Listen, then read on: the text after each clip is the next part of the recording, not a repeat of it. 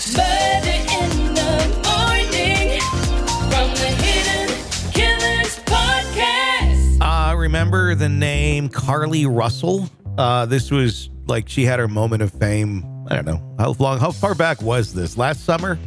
Yeah, July 13th. She is the woman who made the story that there was a child on the freeway or something of that nature, and that she was abducted. And I mean, we'll go through the story, but that was kind of the cliff notes to try and jog your memory. Well, in a courtroom spectacle that marked the culmination of the high-profile saga, Carlee Russell of Alabama has pled guilty to misdemeanor charges of false reporting to law enforcement and falsely reporting an incident. The resolution of her case, coupled with emotional apologies and legal deliberations, shed light on the intricacies of false reporting and its toll that it takes on its communities. Russell's admission of guilt came after the tumultuous sequence of events that thrust her into the national spotlight. Initially reported missing on July 13th after purportedly encountering a toddler beside Interstate 459 in Hoover. Her disappearance sparked widespread concern and a frenzied search effort. However, as details emerged, authorities swiftly dispelled Russell's claims of abduction, unraveling her story as a carefully crafted fabrication. According to a court, appearing in court alongside her family and legal counsel, Russell expressed contrition for her actions, acknowledging the distress and confusion her deception had sown. In a heartfelt apology, she lamented the repercussions of her falsehood, stating, "I want to genuinely apologize for my actions. I made a grave mistake while trying to fight through various emotional issues and stress. I'm extremely remorseful for the panic, fear, and various range of negative emotions that were experienced across the nation." Despite the gravity of her offenses, Russell received a suspended 6-month sentence, sparring her from incarceration, because that's how we do things here, and offered to pay restitution exceeding $17,000.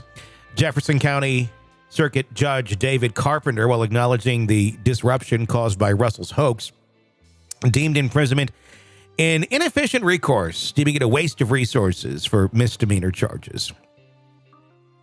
The Alabama Attorney General's office, however, contended that Russell's actions warranted more severe consequences, citing a substantial law enforcement response triggered by her false claims. Catherine Robertson, chief counsel of the Attorney General's office, expressed disappointment at the court's leniency, emphasizing the need for stricter penalties to deter similar instances of false reporting. In response to the case's outcome, Robertson underscored ongoing legislative efforts aimed at enhancing penalties for false reporting. Alabama legislators are currently deliberating a bill designed to address such situations comprehensively, with the Attorney General's office actively advocating for its passage. According to Robertson, the proposed legislation would ensure that future offenders face more severe repercussions, effectively deterring frivolous reports and safeguarding law enforcement resources. So I'm kind of disappointed, too. I think there should have been some jail time here, because you can't just do this sort of shit and then, slap on the wrist, you're okay. Glad you're back. Like, she needs, there's something. Question is, yeah. Is this, so what was the deal with the toddler? I don't understand that part. There was never a toddler. There was never a toddler.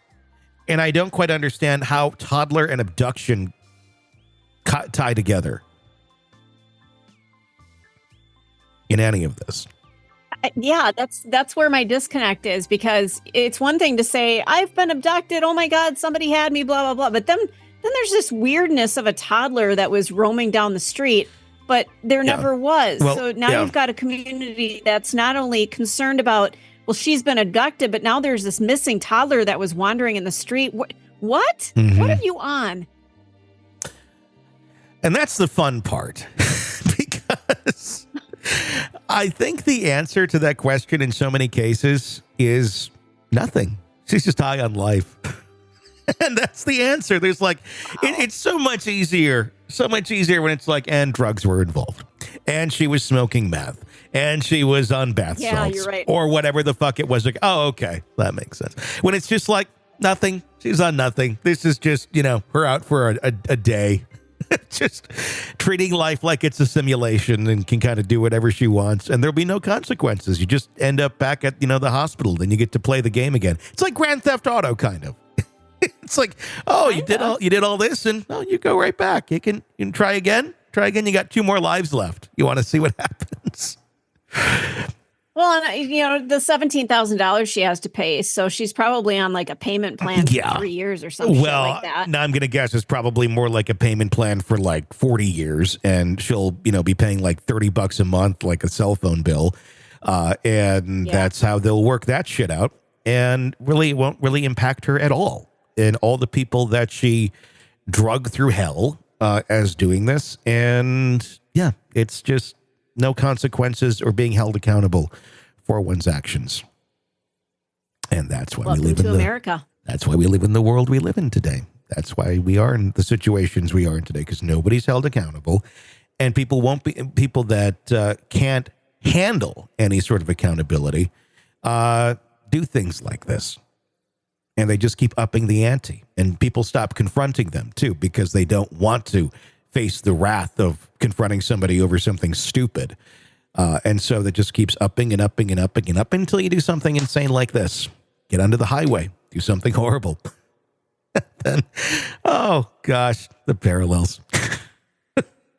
I won't go into any more detail, but yes, life is grand. Sick of the ads? We are too. Start listening with no commercials now and get access to all of our episodes in advance of everyone else. Become a True Crime Today Premium Plus subscriber on Apple Podcasts. Search True Crime Today Premium Plus on Apple Podcasts or go to our podcast page and sign up now. True Crime Today Premium Plus. Sign up now.